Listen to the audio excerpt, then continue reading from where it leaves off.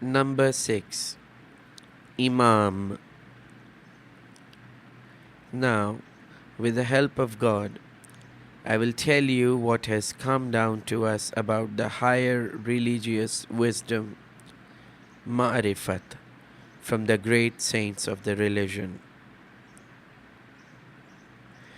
One has to follow them in the questions of ma'rifat.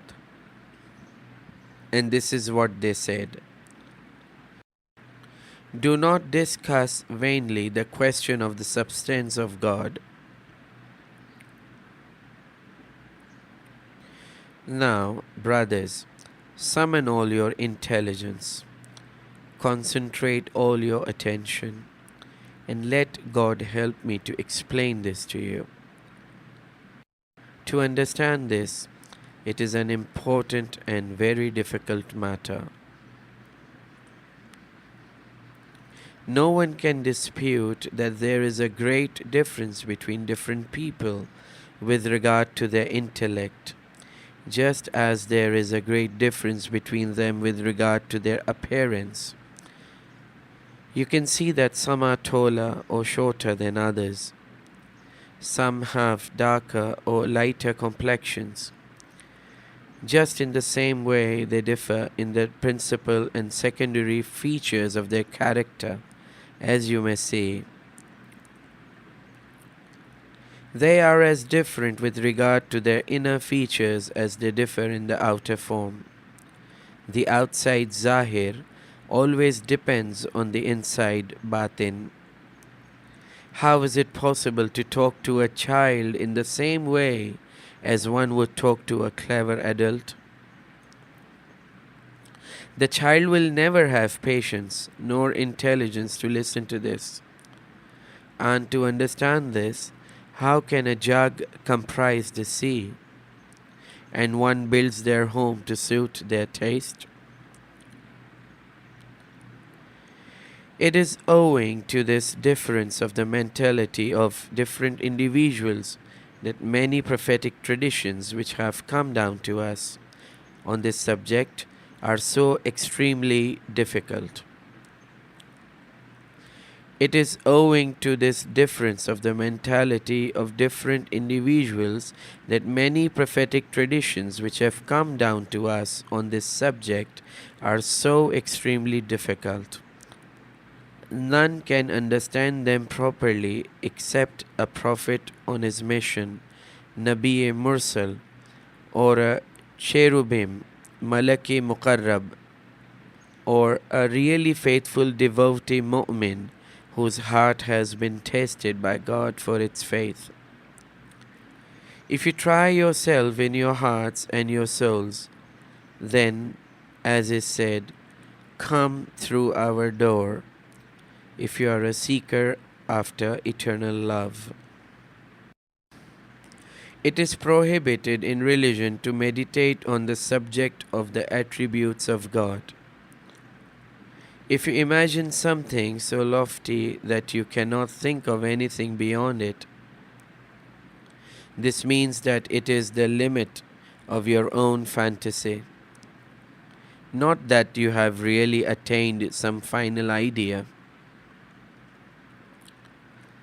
All that is beyond your imagination is merely the limit of your fantasy, not God. Wisdom can attain a knowledge of His substance only if a piece of straw can sink to the bottom of the sea. Attribute or property, sifat, means something in anyone that can be noticed and described as being attributed to the person. Thus, you can recognize one by this sign, as explained. And if you are ordered not to meditate about the nature of God, it is so that you should not become confused, as in any case you are unable to know His properties. You see that in reality people speaking about God, Haqq, attribute to Him any such perfections as they can imagine. For instance, Regarding blindness as a defect, they say about God that He sees everything. They regard stupidity as a defect and thus say that God is wise. Thus, whatever they find in themselves as a vice and defect, they attribute to God a perfection opposite to that. Imam-e-Sajjad, i.e. Zainul Abidin, says in a hadith which he relates from the Prophet that people became too inquisitive towards the end of Muhammad's life. And then chapter of the Quran, Surah 114, Say God is one, was revealed. All those things that you attribute to God from your imagination come from your fantasy. Most probably even animals create their own God free from their own defects, ascribing to him the opposite perfections. Imam Muhammad Baqir says that the tiny ant probably imagines its God as having two stings because it regards the possession of only one sting as a defect.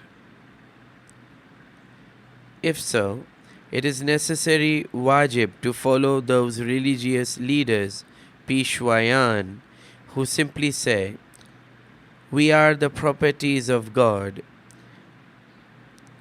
Realize, brother, that it is they who see, they who listen. The ordinary mortals are unable to do anything except obey orders. It is said, "Who knows me knows God." Note this properly, brother.